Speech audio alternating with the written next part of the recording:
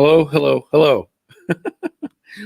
It is Monday and May 31st, Memorial Day. And I'll just tell you this.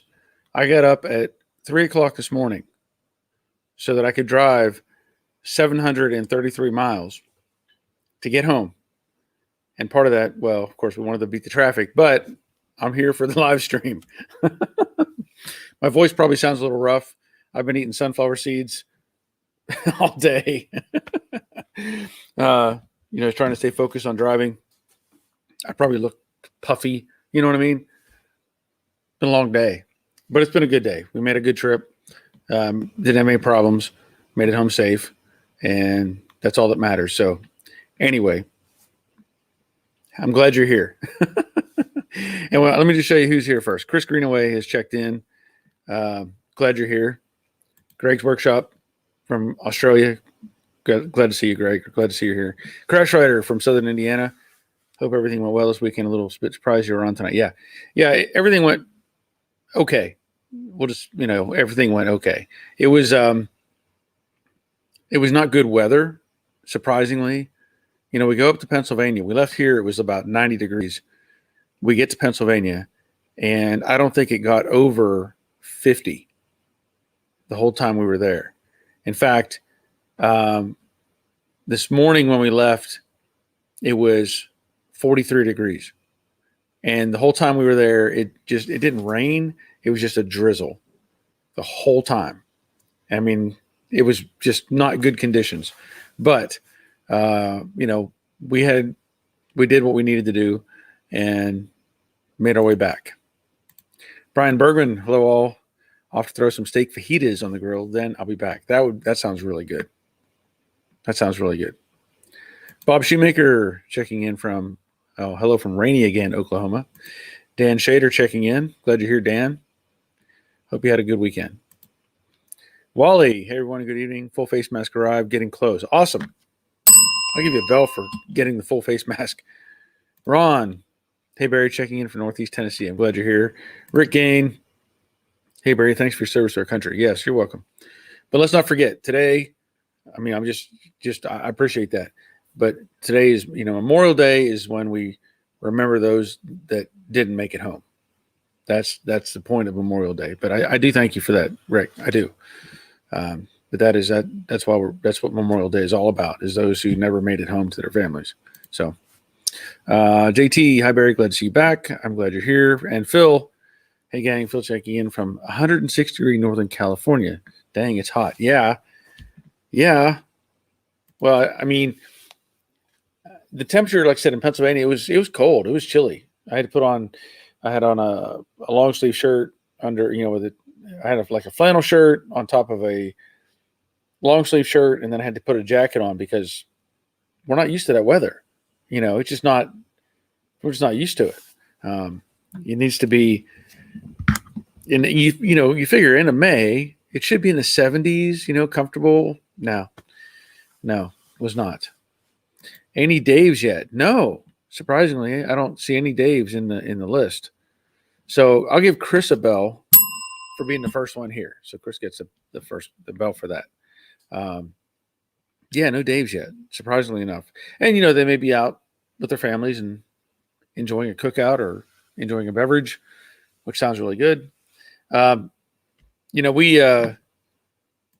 made the trip up to Pennsylvania and got to see my wife's family, who we haven't seen in over 2 years, I think. And then, of course, we had our event where we had family visiting I hadn't seen, and friends visiting I hadn't seen. And we had some friends there at the let's say ceremony where we were spreading the ashes. We had friends there that I have not seen, friends of my dad's mainly, that I had not seen since I was 18.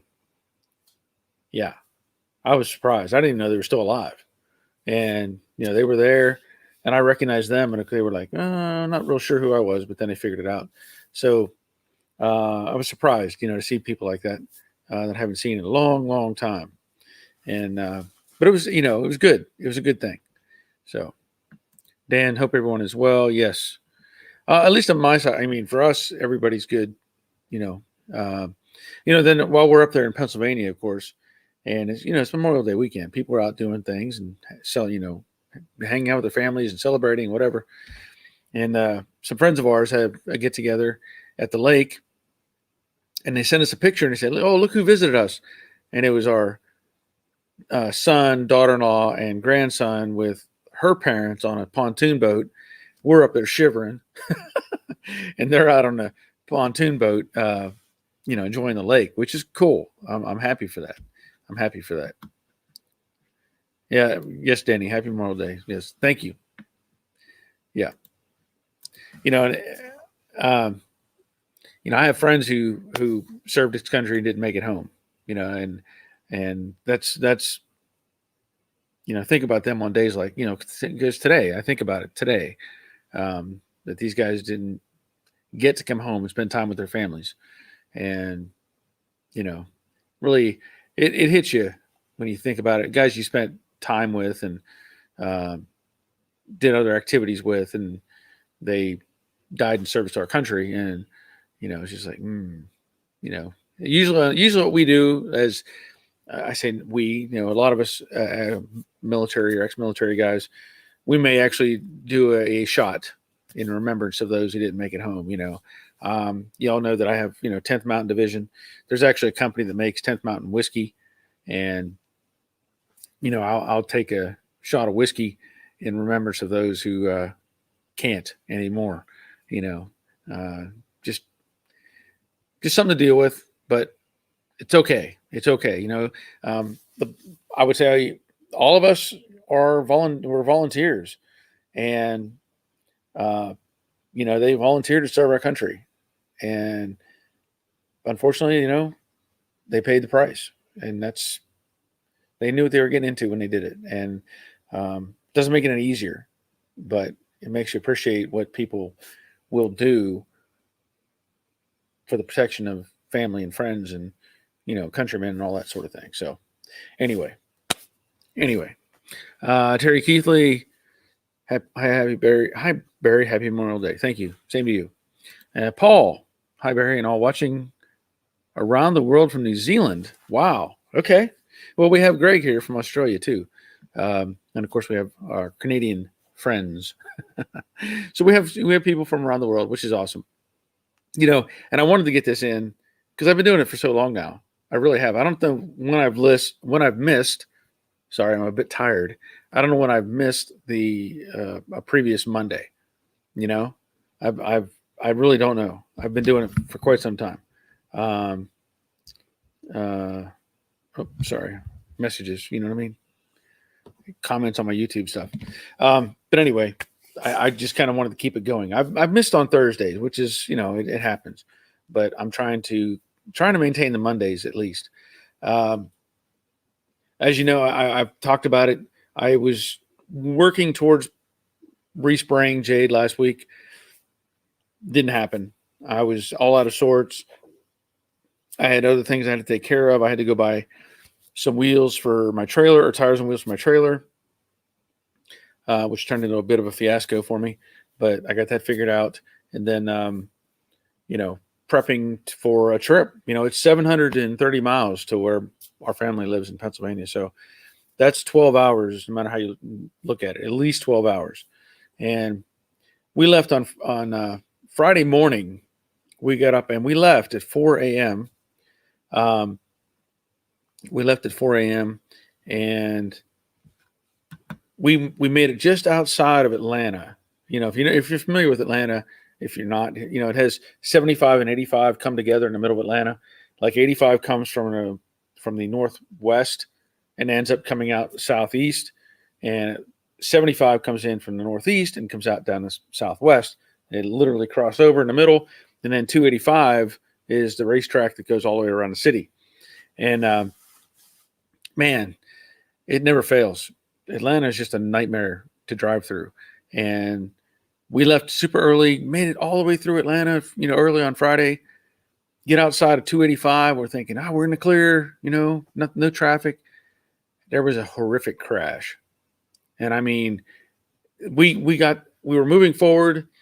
And I don't know if they have these other places, but they have like a hero unit, they call it, where it'll come out and help people that have a flat tire or need gas or something like that. And this hero unit was swerving back and forth, slowing all the traffic down. And literally, I think there were 6 cars ahead of us. If you went per lane, like 6 cars ahead of us. And they slowed us down to a dead stop. And we had to sit there. And we sat there for about an hour just waiting for, help to arrive, paramedics and whatever. And they finally opened up the left lane and funneled everybody. We were 1 lane over from the HOV lane, which was the left lane. And then they funneled everybody into that. And we didn't go, we probably went maybe 200 yards or 300 yards. And there was some sort of I'm not sure what it was. It was an SUV that it tangled with I don't know. But I can tell you that the both doors on the driver's side were off the vehicle, not from somebody cutting them off. They were shredded off from an impact. Like compressed. The airbags were showing, as I went forward, I looked back and I saw the whole right front was smashed the other direction.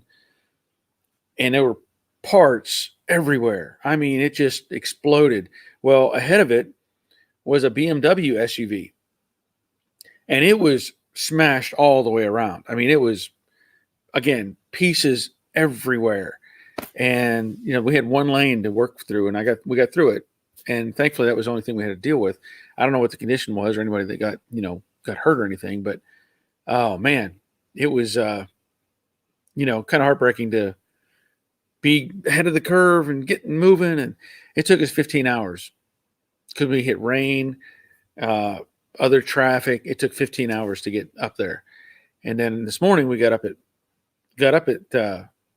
3, left at 4, and we got here at 25 after 4.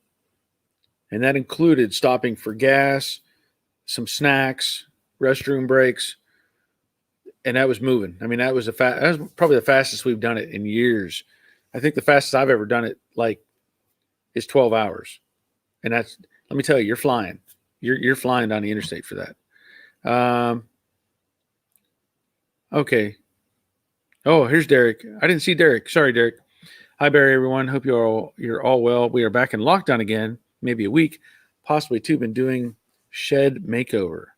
You're in lockdown again? I can tell you here, they've as far as I know, they tell us if you've been vaccinated, you don't have to wear the mask. Well, I read that as you don't have to wear the mask. Just the way I read it, because I don't know if you're. I'm not vaccinated. How do I know if this guy's vaccinated? How do I know if now should be probably wearing these masks still, but I can't. We went different gas stations we went to and different pit stops. Hardly anybody had a mask on. Hardly anybody, and there were people interacting all over the place. So, you know what? We have David Outdoors. That's the first Dave sighting. Get a Dave bell for that. This is hello there. Thank you for service. Yes. Yeah. Thank you. But remember, Memorial Day is for those that didn't make it home. Just remember that. I appreciate the sentiment. I do. But it's for those that didn't make it home. Robert, the Infernal Craftsman. Okay, you can start. I'm here. Cool. Yeah, he was sending me pictures of a brisket. Not nice. Look at this brisket I made. Yeah, thanks. Atlanta 4 lanes in, 1 coming out. Yeah, that's what it ends up with. David, I drove that years ago. Yeah. Yes, hit the like button. Thank you, David. Good call. Derek Pro, sounds like you've had a busy, emotional time. Yep. Yeah, it was that's a good way to put it. It's interesting. I've talked about it before. We had the junkyard and all that stuff. My brother ran the junkyard. And I moved out of the house that was at the junkyard when I was 18. And I might have been in there once or twice when I was in my early 20s, maybe a couple times. But I have not been in that house because my brother, for whatever reason, just kind of wouldn't let me in for whatever reason. Um, and so now that he's gone and his wife now owns it and is working on actually, getting remodeling, she's going to upgrade the house because that was their plan anyway. I went in the house this weekend, and again, it was kind of like flashbacks from when I was a teenager and a kid. And even my wife went in with me, and I said, "Let me show you what my old bedroom used to look like." It wasn't pretty, but I said, "This is what I grew up in," So she got to see where I grew up, which was, again, not fantastic. Paul, Tuesday here, first day of winter for us. Jade is looking great. R66 coming along. I will have to send you some more pictures. Cool. Sounds like a plan. Derek, we have mass people in panic getting vaccines, more chance of catching in line and staying home. Yeah. I'm not. Yeah. Robert, here in Texas, everyone is pretty much back to normal. Minimal mask. Yeah. I mean, even I'll tell you this. I've been driving for Uber since November. The requirement for Uber, whenever I sign on, when I turn my app on and I start, getting ready to drive, I have to take a picture of myself wearing a mask, because that's the requirement. And then sometimes I have to take a picture of myself without the mask to verify it's me. So the last time I drove for Uber, they didn't ask for the picture for the mask. It's like they were like, well, forget about it. It's like, okay, interesting. Rick, it's not a vaccine. It's a test drug trial, and masks don't do anything to prevent the spread of the virus. I'd probably agree with you completely on that, Rick. I really would. Robert, well, when rental cars are cheap again, cheap again there, I'll fly out with ribs. Okay. Yeah, I don't know what the rental rates are. I have no idea. Gotta have some coffee. Oh, I should. Well, I'll tell you about something that we tried. We were trying to get some snacks that we normally get when we're back in Pennsylvania. And you can Google this if you want. If you've never heard of a gob, G-O-B. If you've never heard of a gob, I'm going to tell you what a gob is. A gob is a snack cake that was made for coal miners, and it is from a little bakery in Pennsylvania. Yost, Y-O-S-T, is the bakery. And they used to they make these gobs, and it's two pieces of like chocolate cake, but it's different. It's not like normal cake. It's kind of a little bit harder, and then it has a creamy center, like a big Oreo cookie, right? And these were always carried by the coal miners because it didn't fall apart. Like a cake would get mushy and fall apart or whatever. These things you could pick them up like a little hamburger, like a big cookie kind of thing. Well, anyway, if you look up Yost and gobs, I think it's Yost. Pretty sure it's Yost. We used to go home and buy them. We'd buy a case of them. Well, they're sold out, or they're selling out so fast on these things right now that you're only allowed to buy 6 of them at a time. My in-laws always buy some for us so that we can take them, bring them back with us, because it's something we grew up with. It's one of those, local type of treats. They couldn't even get them because they were sold out. I mean, and they said, you can't get, if you do get them, you can only buy 6. So they actually ship these things around the country for people that have moved away from that area that know about them. They can order them online and get them. So if you haven't looked up Gob, G-O-B, Yost Bakery, and then what we found is there's a company, a gas company or gas station, kind of like if you have Quick Trip or Racetrack or Exxon, whatever it is, type of branding. There's a company that started in Pennsylvania that's called Sheetz, Sheetz, has a Z on the end of it. And they've expanded now. They're working their way down into the Carolinas, I think. I don't know how far west they've gone, but they're pretty, they're in Pennsylvania. Well, they make their own gobs. Let me tell you, those things are the bomb. They're better than the ones that the other company made, uh, but they're fantastic. And the ones they make at Sheets are different. They have a chocolate with a white cream. They have a chocolate with a peanut butter cream. They have a red velvet cake. Oh gosh! So we went to Sheets to get some of those. They didn't have any, but luckily, on the way back, there was a Sheets in Virginia. They had them. So we finally got some gobs. We had to go out of state to get gobs. Um, let's see. Yeah, Joe, funny, we call gobs whoopie pies. Well, actually, there's a whoopie pie too, but it's not the same. The gobs from the bakery, are the original one. And whoopie pies are different. But I've had people, I know what you're talking about. Follow the builds. We have hello from Texas. Huge fan. Thank you. Glad you're here.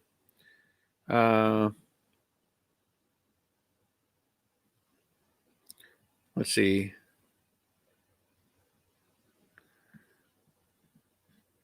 Where are we at here? Okay, so whoopie pies. Derek Pro. Sounds like a good snack with a cup of coffee. It is awesome with a cup of coffee or even milk. But yeah, it is really good. Look them up. Look them up. Gobs. And like I say, Yost Bakery. Yost Bakery is the company. All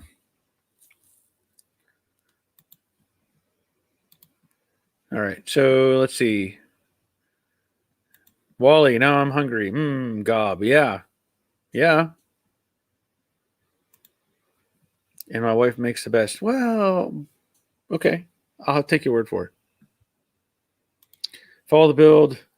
God, I want a gob now. Sold. Yeah. Let's I've got some riffraff trying to get in, so I have to push him out the door. Push him out the door. Goodbye. Goodbye. Yeah. My wife makes gobs as well, but they're just the ones they get at the bakery are just they're different. It's almost like a drier type of cake. So anyway, I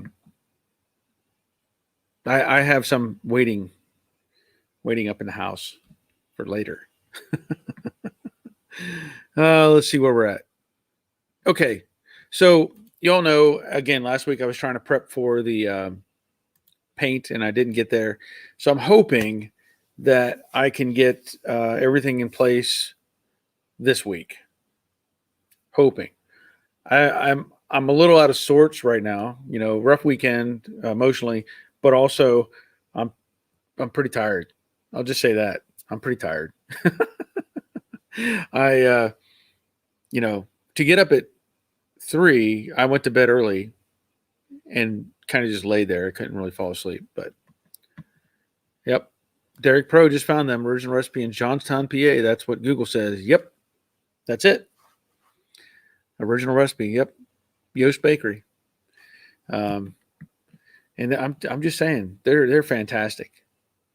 And but they can't keep up apparently making them anymore because there's such a high demand. You'd think they'd try to figure out a way to increase production so they could sell them, but they are really good. Really good. Anyway, so I'm going to try. My mouth is still gummed up from all the salt from those seeds. I'm going to try to get everything prepped so I can spray this thing. And even, while I was driving, I'm going through taping procedures because it's going to be different this time. And the last time I taped off like the headliner, the floor, the dash, everything. But now I'm going to have the deck lid on, the hood on, the doors still in place. I'm not going to redo the jams, and I'm not going to redo the trunk opening or the cowl, the inside of the cowl, let's say where it goes into the engine. So I'm going to have to really think the process a little more thoroughly because I'm going to I'm going to put all the sheet metal on. It's going to have the valance panels on. It's going to have the the headlight extensions on, the quarter extensions, all that stuff will be roughly in place. But I'm going to have to mask, let's say, the engine bay before I set the fenders on, because with all the sheet metal in place, you're trying to spray forward, or from front to back onto the panels. You could easily paint the firewall or the core support, the radiator, the condenser, all that stuff. So I'm going to have to mask all that in and get it tight so that I can set these pieces back on. Okay, yeah, Rick, thank you, man. Super sticker, cool. Appreciate that. So I'm gonna have to just really thoroughly go through this in my mind. I'm not gonna mask off the interior. I'm going to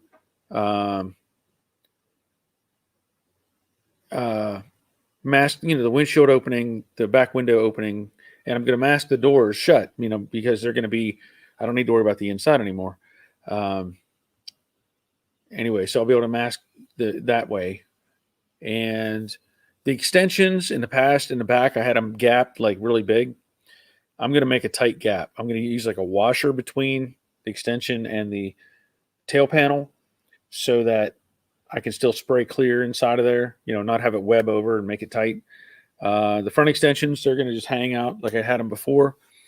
But I've got the rock guard, the front valance, all that stuff has to be, kind of in place to reshoot, And I've had people commenting. I know a lot of people commented on the short video that I made when I said I'm going to respray the whole car. They're like, "Oh, just blend the door, or just, don't do the whole car over, and you can do it this way, you can do it that way." And I know, I'm just saying, because I know I don't trust the color match now. I'm just going to make sure everything is done all at the same time, get it all the same color, make sure it's right. And, however it turns out this time is how it's going to be. Because then I'll just get out rattle cans and spray everything black and say, okay, I'll quit. I'm done. Green Mount Romer. Hey, buddy, what do you use for paint? I use PPG is my go-to paint. That's what I use. Follow the bills. I so appreciate your patience on paint prep, taking notes. Yeah. Good. Take notes. Pay attention to what I did wrong. Marchini, don't push the paint job. Make sure you're 100%. Yeah, I know. It's just I've got to get it done. But you're right. I can't rush anything. It'll come back and haunt me. Derek, I also follow a guy on YouTube called Paint Society. He has some very helpful tips. Check him out. He says, "Don't stress. It's only paint." Yeah, don't stress. I've seen him too. I actually watched some of his videos before. He has some great tips. Greg's Workshop. Hi, Barry. Got my coffee. It's good. Good.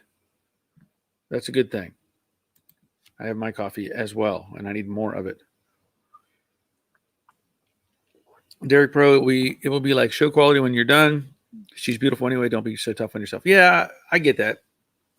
And then here's the thing. Once I get it all done, and she's as pretty as can be, I might have a hard time driving her. Just like, I don't even, it's just one of those things. You get it so nice, and like Dawn had said before, don't make it so perfect that you can't, you have to have a flaw in there so you feel better about it, in case something does happen later. And I understand that. But, the way people drive, I don't know. I'd probably want to shoot somebody if they hit me when I headed out. Green PPG is the best. Yep. And it's all I've used for 25 years. Cool. Denny, you could do a Chip Foose two-tone. LOL. Yeah, I could, huh? That's what I should have done, a Chip Foose fade. Well, I wasn't thinking. I should have done the fade. Man. I'll give you a bell for that, Denny. Do the Chip Foose fade. Marshall, howdy, folks. Got the car fired for the first time. Went pretty well, and motor sounds great. We'll keep y'all posted when I get it on the road. Thanks for all the help, Barry. You're welcome. That's awesome. I'm glad to hear that. Derek, you'll be scared to park it anywhere. Yeah, I know. I know. I know. Gene, hey Barry, glad you're here. Follow the builds. Ugh, the first rock chip I did today on the 2-ton I recently painted. Yeah, I know. That's when I get this thing all together. And like I've said, I've had people ask me, "What are you gonna do with it? Are you gonna sell this when you're done?" I was like, I don't know. I don't plan to necessarily, but I might have to. I might be so scared of driving it out somewhere and getting it hit or banged up that I might just have to sell it. I don't know. But somebody will have to offer me a chunk of money that I can't refuse for me to sell it, though. I'll say that. David Outdoors, we need bumper cars these days. Yeah. Crashfire, what are those blue parts backed by Iron Man? They're not blue. They're not blue.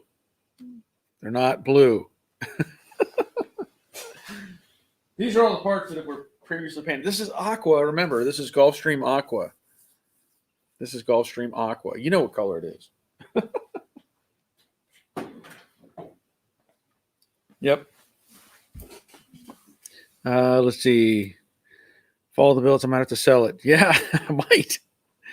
I'm just saying. Yeah, I might. I don't know. But again, I'll say this. I get my satisfaction out of the building of the cars. I really do. And that's where I get, I've gotten frustrated with one of these cars that's in here is up on the lift because I can't build it because I don't get parts, and I'm not sure what's going on with that thing right now. I really don't. So it may just get all the parts put on it and get, I don't know, shoved outside or something. Put a tarp over it and say, somebody come get it. Robert, did I miss anything? Was checking out the lake in the backyard from the rain. Oh, yeah, it's nothing much. You didn't really miss anything. Just me rambling. David Outdoors, cash in hand, right, Barry? Yeah. Cash, money talks. But the funny part is, there are people in this world, and I don't blame them at all. I've done this as well. You're looking at a car, or you want to buy something, and I'll give you an example. When I was young, and my dad did junkyard stuff. He would mess with people, his buddies mainly, and they would show up in a car, and then sometimes he'd joke with them and say, "I'll give you all my money in my pocket for that Chevelle or whatever it is." And occasionally, the guys, they would just like, because I know my dad, he would have money or not have money, and they would say, I won't do it, or they'd hold him to it and say, "What? Empty your pocket right now," one of those kind of things. And the one time I remember, the guy turned my dad down, and my dad said, "Okay," and the guy said, "Well, let me see what you have in your pocket," and he said, "Oh, you don't want to know." My dad pulled out $4,000 and he was going to give it to this, for this car. And the guy was like, man, but the point being, money will tend to influence whether you want to sell or, make a deal. I had a Chevy Silverado. It was a 91 Silverado, short bed. It was a V6 5-speed truck, but it was sharp. I took care of it. It had super low miles on it, black, red interior. I put rally wheels on it, lowered the back end. It was a sharp looking, little truck. And I put it up for sale. And I knew what it was worth because it was only like 2 years old when I was selling it. And the book value was like 11 or something. And I was going to sell it for 10. And I had some guy show up. And he said, he looked at it. And, he thought I was young and, inexperienced and didn't understand, because people will take advantage of people. And he said, oh, he pulled out a stack of hundreds, and it was, I think, $8,000. He said, I'll give you $8,000 for it right now. trying to tempt me. And I was like, no, my price is 10. He's like, you won't take this. You won't take this. $8,000 right here, right now. I said, no, my price is 10. You know, at this time I was like 25. I mean, so he's like looking at me. He pulled out another $1,000. He said, I'll give you 9. And I was like, no, price is 10. Or I'll just leave. I don't care. He pulled out another $1,000, handed me $10,000 and left with the truck, of course. So, but you know, I've done that with people. I said, I'll give you X right now. And sometimes people, they see the green and they're like, I'll take it. You know, they don't want to risk it. So that's how it's going to be. Let's say if somebody wants to offer me money on Jade and they say, I'll give you, I don't know what the number is. Let's say I want to give you, not that this would be insulting for somebody to say 15. I'll give you 15 for it. And I would just laugh, you know, and then come back whenever you're serious. Don't bother me anymore, kind of thing. Bob, been there. Had my 73 done after a year. Only to have my neighbor's 5-year-old son throw flower bed decorative white rocks at it. Sold it after that. Oh, man. Oh, let's see. Brad C. Man, that's cool, man. Enjoy the content and passion. Keep it up. Thank you. I'll give you 4 bells for that. Awesome, man. That is greatly appreciated. Seriously. Let me see. Just let me get caught up on this. Rick, does Chip Foose actually do any work these days, or does he just draw pictures? I think he just draws pictures and does like pinstriping at the end. I think. I don't know if I actually said that or not before. Robert, I don't plan on selling the 66 when it's done, but if the right offer was made, it would be hard to turn down. It's not like I don't have something else to work on. I'll just put it that way. I've got plenty to do. But yeah. Derek, been watching Andrew and Ricky Garage. He's slowly getting there back on the ground now. Yeah, he's doing a good job. He's getting there. Follow the build. Satisfaction out of building. Yes. Some may think that is weird, but it's crafting and inspiring to me. Yes. I mean, I do, seriously. And I've said this before, that when I've done cars for other people, I almost don't want to see them again.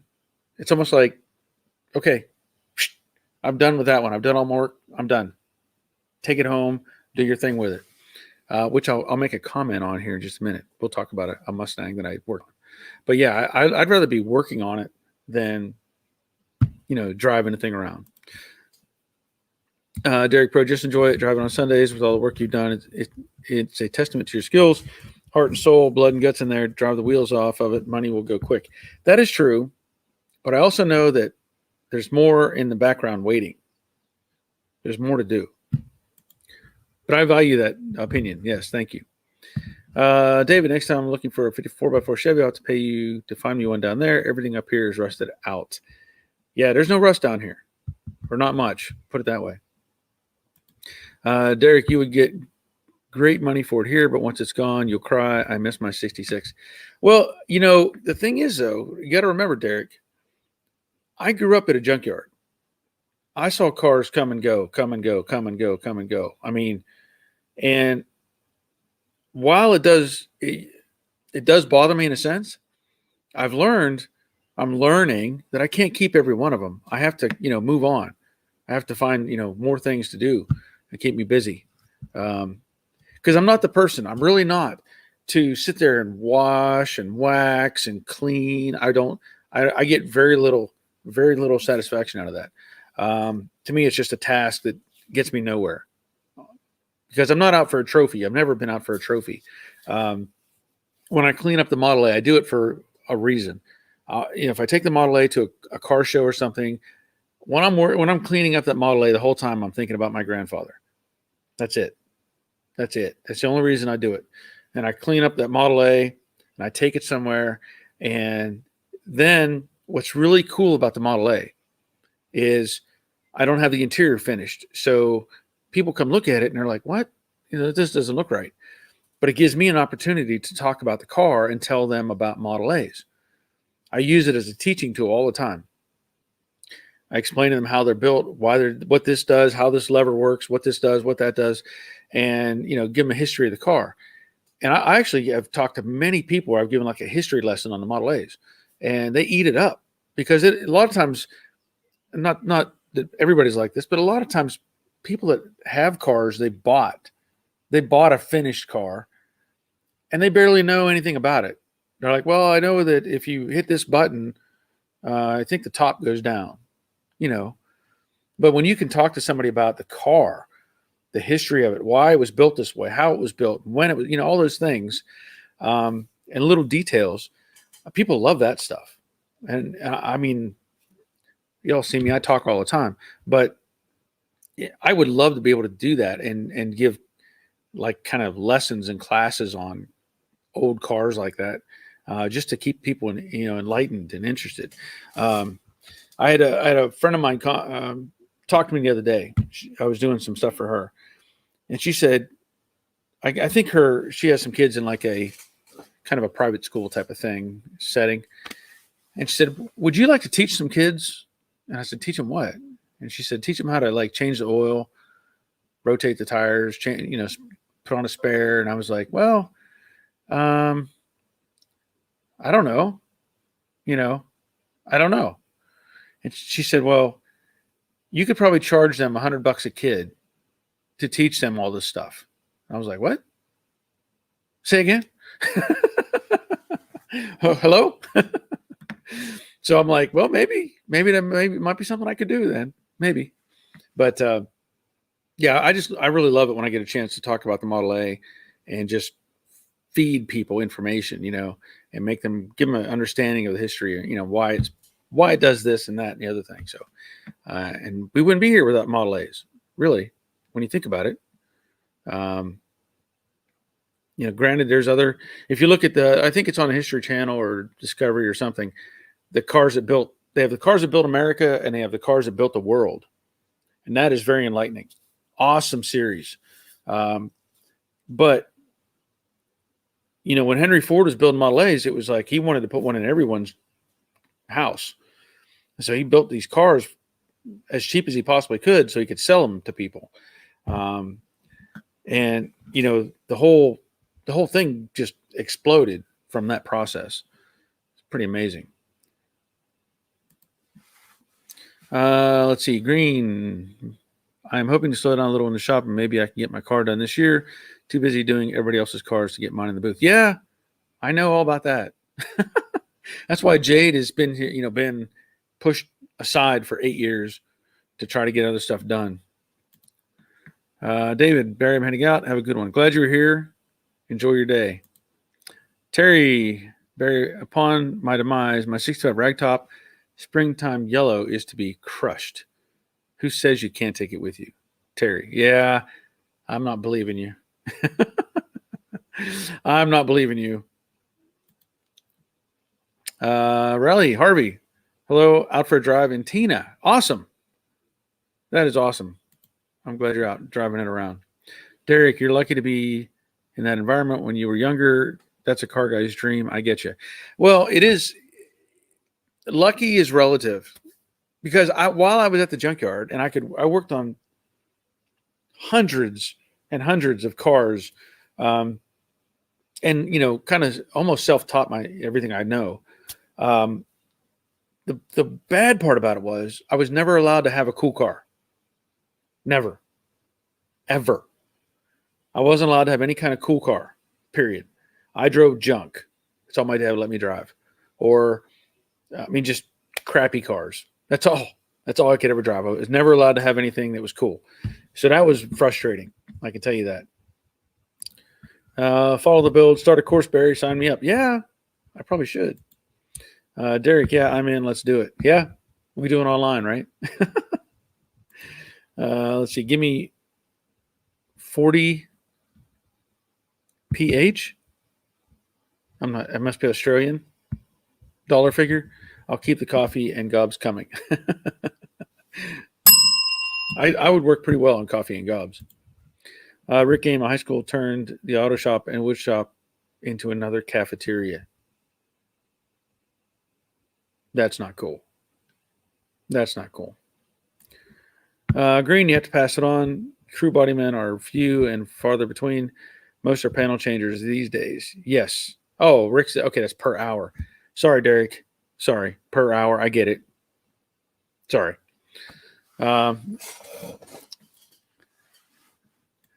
Terry, Barry, my wife says, believe me, it's the truth. He's not kidding. Betty. I don't know. I would find it hard to believe, Terry, honestly. I mean, and I don't know what condition your 65 ragtop is in either, but I find it hard. I mean, maybe so. It may be so. I hope not. I hope not. I hope your wife gets it so she can enjoy it. That's for you, Betty. Get that car. Get the title in your name before he's gone. Well, I like I said, cars would come and go. The only one that I'm at this point attached to, out of anything I have or had, I'm attached to the Model A because it was my grandfather's, and then I have the dilemma. I may have mentioned this before. When I'm gone, I don't know what's going to happen with that car because my kids, they're not going to have much interest in it. I just don't see them being very interested. So who knows? Who knows what's going to happen? And I know my youngest son wants the dune buggy, but he doesn't even know how to work on it. So I don't know. I don't dwell on it. It's one of those things where somebody comes up and says, hey, I want to buy that dune buggy. I'll give you, well, that looks like enough. I'll take it. So let me see here. Robert, I kind of want to find a beat up 67 for the next project. Oddball year, but looks better without the lights on the quarters. Yes, I like that. That idea. And speaking of which, okay, the 68 is sitting in the garage. I talked before about somebody with a 67 who was trying to, it had some work done to it. It was at a shop. Things fell apart. And now the guy apparently has the car back in his possession. But I had talked to him about buying it from him. And he thought it was he thought it was a bullet car. It's a coupe. It's a 67 coupe. And here he's thinking it's like, oh, I saw a bullet sell for a ton of money. I think this car is worth stupid money. So I said, well, I've seen the car and it has rust in really weird places. It needs a roof. It needs everything. A package shelf was rusted. When do you ever see a package shelf rusted? Seriously. So, anyway, I talked to him, trying to make an offer on it, and he turned me down pretty quick. And then he got the car back from the shop. Again, it was in pieces. He left me a message, and he said, hey, I have the 67 Mustang, and I'm thinking about, selling it. And you were the first one that called me, so I want to give you first dibs, whatever. And the interesting thing is I know the guy who owns the shop that it was at. So I know the whole story of the car and why it was not finished, and the guy who has the car is trying to feed me some smelly stuff. And I kind of like, this is, and even my buddy who owns the shop was telling me, be careful. This guy must have been a lawyer or something before because he really twists things pretty quick. But I'm going to maybe pursue it. I don't know yet. And if he still wants stupid money, it's not going to happen. I'll just tell you the car. The shop had put in a firewall, kick panels, floor pans. I don't know if they put a cowl in or not. So that stuff is done. But the roof is rusted through. The package shelf is rusted through. There's rust in weird places on the quarter panels, and it's a perfect candidate for a fastback conversion. Perfect. But the guy, when I talked to him about it, he had bought like a classic auto air kit for it. He bought some Shelby add-on stuff, which doesn't make any sense to me. I'm not even interested in that stuff, the fiberglass junk. And yeah, well, Robert, maybe the cowl was replaced. I don't remember exactly, but when I first talked to the guy, now we're talking about a car that's completely torn apart, rust in weird places. He was wanting $30,000 for it. Yeah, 30,000 for a '67 coupe that needed quarters, roof. I don't even know what shape the doors were in. I was like, wait a minute, what? You want $30,000 for this car? I said, if I buy that for 30, I'm going to have to put 30 in it to sell it for 25. I said, there's no way, but we'll find out. I did call him back and leave a message. And if he responds, fine. If he doesn't, I'm fine. But we'll get to that if it shows up. Crash Rider, sorry to hear, but you're robbing someone else the enjoyment or pride of owning that car. Well, yeah, I could see that. Yep. Rick, Model A for your grandson. Yeah, that's a good point. He would probably enjoy it. Robert, yep, remember, well, that's the kind of project I would want. I don't mind the metalwork. Yeah.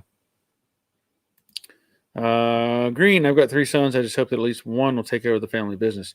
Well, I had 2 sons and a daughter, and none of them were interested in what I was doing out here.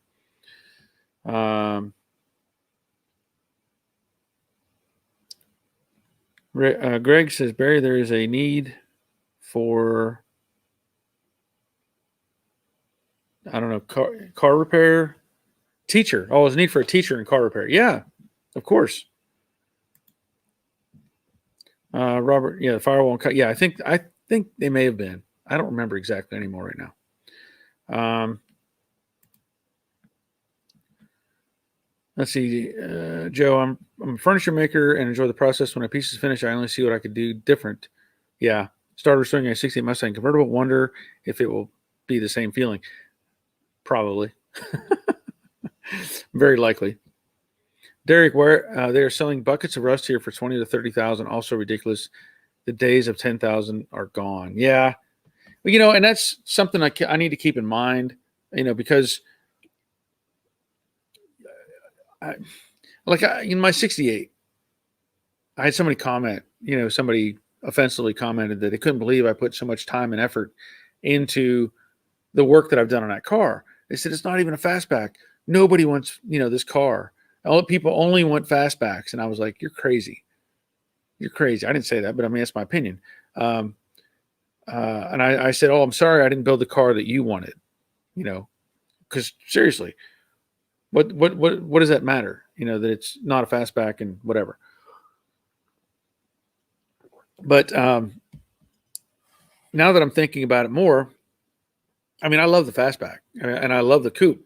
They're both great looking cars.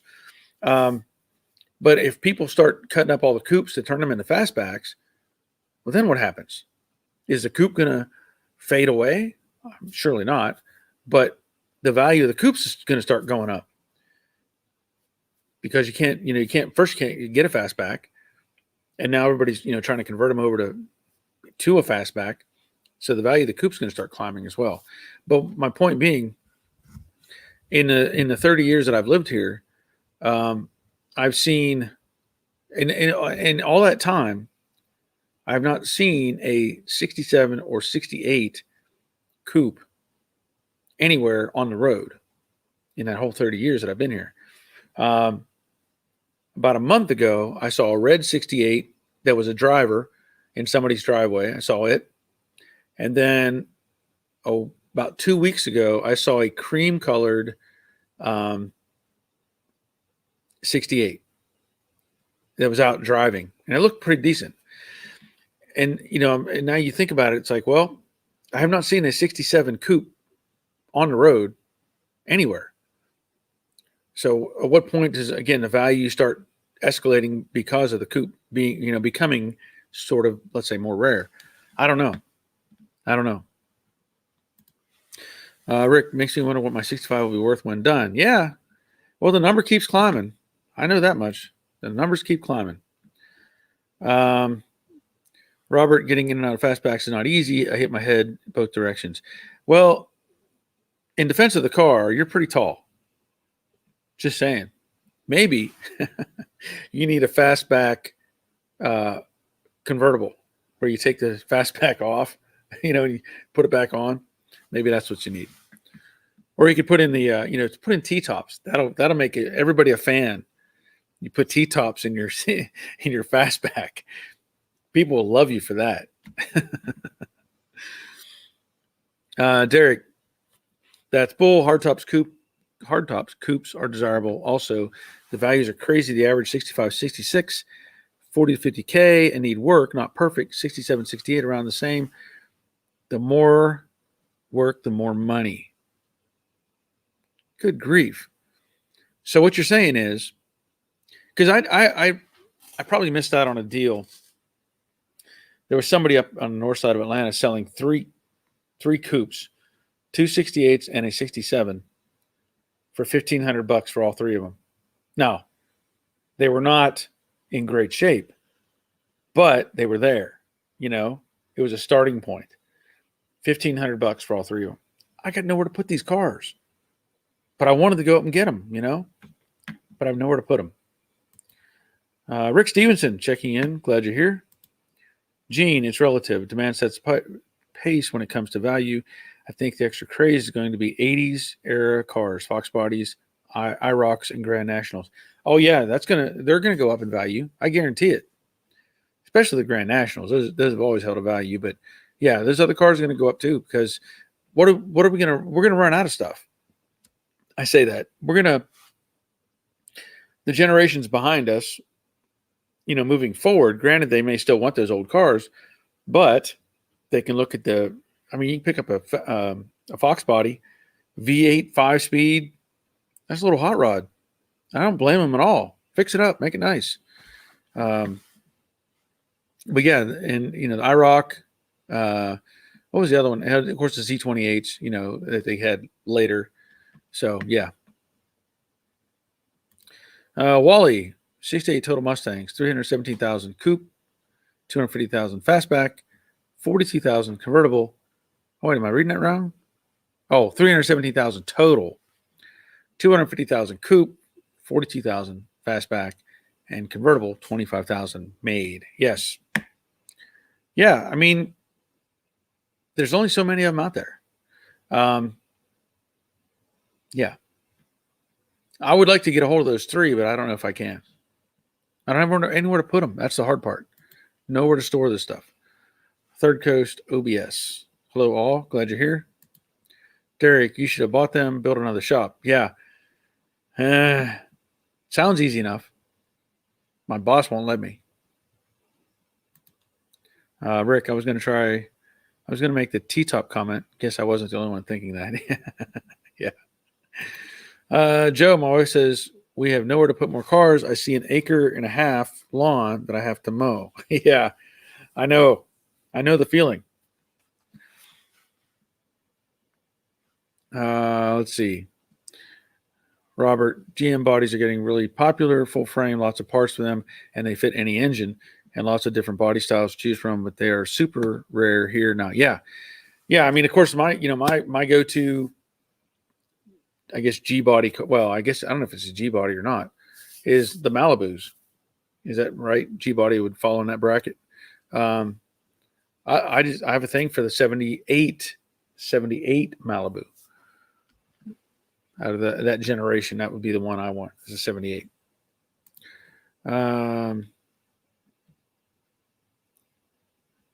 Yeah, follow the build. Feel free to ignore this question if it drives conversation away from topic, because I'm loving it. What are your thoughts on LS swap in a classic Mustang? I'm considering a heresy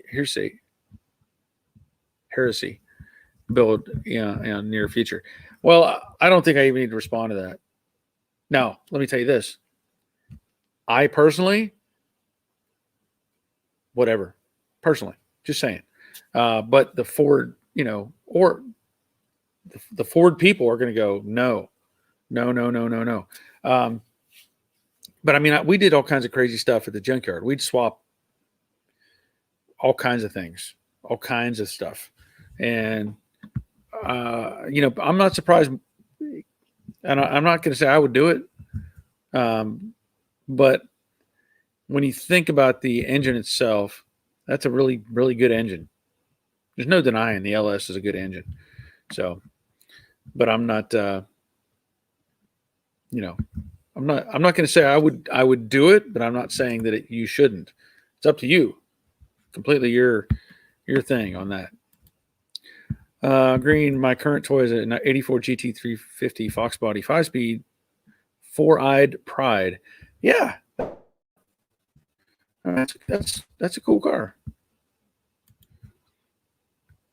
Joe G, convince her how much money you'll save on fuel, not cutting the lawn.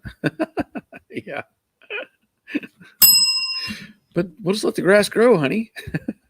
It's good for the environment too. Joe, or Third Coast, my opinion is I'm fully against the LS swap, especially in a classic. Just my 2 cents. Yeah, I get that. I mean, I get that. Robert, yep, G bodies were Malibu, Monte Carlo, El Camino, Regal, and lots of others. 7879 had some odd parts that should be replaced with the 80s parts. Yeah. Well, like I said, I've talked about it before. The 78, there was some sort of what do they call it? There was some sort of Malibu they called the Golden Knight or something. I think. Well, maybe that was the El Camino. But anyway, the 78, I know, the 78 Malibu could only it was the first year for that body, and it was the only year that you could get a 350 in it. After that, they went to the 305. So it's kind of a weird transitional thing. You could still get the 350 in the 78. And again, I've talked about it before. If you could get the 78 with a V8 and a 4-speed, you've got a rare car. And they made them, but they're super rare. Let's see, Robert. El Camino might had the Royal Knight with a dragon on hood. Yeah, but there was an actual a two-door, a Malibu that had some sort of, I can't remember the package on it, but there was something they had as well. And again, you can't find them. You just can't find them anywhere. But I remember seeing pictures of them. Yeah, Royal Knight was the right answer there. So I know you know these, Robert. But I think there was some sort of the coupe, hardtop, I should say, package. But I don't remember what it was exactly. But as we're talking about cars and all this stuff, and cars that I've worked on and different things, I wanted to mention, I don't know if he's listening or not. I got to give my cousin a hard time. The light blue Mustang, he's working on it. The 65, he's working on it. He's got some stuff done to it, so he's making some progress. But I'm trying to encourage him to get more progress. I think Carlisle is this coming weekend, and I think he was planning to go to Carlisle and get some more parts or resolve some questions he had to get that car back together. So anyway, I did see that while I was back in Pennsylvania, and hopefully get the parts he needs and finish putting it together. That would be awesome. Okay. I don't want to run this too long tonight. Just because. Be turning into go to bed soon. But I'll tell you what, though. I really appreciate everybody being here. Whether you're in the States, New Zealand, Australia, Canada, wherever you're at, I'm glad you were here and putting the time to hang out with me and keep this thing rolling. Again, I really appreciate those who have made, the super chats and, donated to the cause. That's awesome. That's really, really good thing. That helps a lot. And Rick also. So, anyway, I'm going to call it a night. So I want everybody just to enjoy their evening. Burning Spades, 87 Escort GT. What motor swap would you recommend? I couldn't even tell you that. Let's see. Fiscal Rangers, Florida. Do you consult by phone for troubleshooting? How to contact you? Well, let me put this up there. Shoot me an email. Okay. Shoot me an email. And then we'll go from there. So you see it there at the bottom of the screen. I appreciate the donation. I really do. Thank you for that. So shoot me an email, and I'll see if I can help you out with what you got going on. So anyway, follow the builds. Thank you so much for this time. Very great to connect. Yeah, thank you. Glad you're here. Burden Spades. Great work. Yes, thank you. Robert Carlisle. I can get to the airport if someone can pick me up. Well, I can't help you there. Sorry. Ben, you pony riders may already know this, but Goldfinger was the first time a Mustang was featured in a major motion picture. Interesting. Good trivia, Ben. Thank you for that. Okay. I'm going to call it a night. I think I'm going to I might go have a gob. I might go enjoy a gob. So again, if you haven't looked them up, Yost Bakery, look up gobs and you'll know what I'm talking about. But that'll be it for today. I'm gonna head to the house, and we'll probably do this on Thursday, and continue this, see how it goes. But again, I want to thank everybody for being here. Enjoy the rest of the weekend. The 3-day weekend. Let's not forget, Memorial Day is about those that didn't make it home. That's what it's about. Those who didn't make it home. So they gave the ultimate sacrifice, and I can't say enough about how much I appreciate all of those that have served this country and done that. So that's what it's about. But we'll meet again on Thursday. But until that time, take care of yourselves. See ya.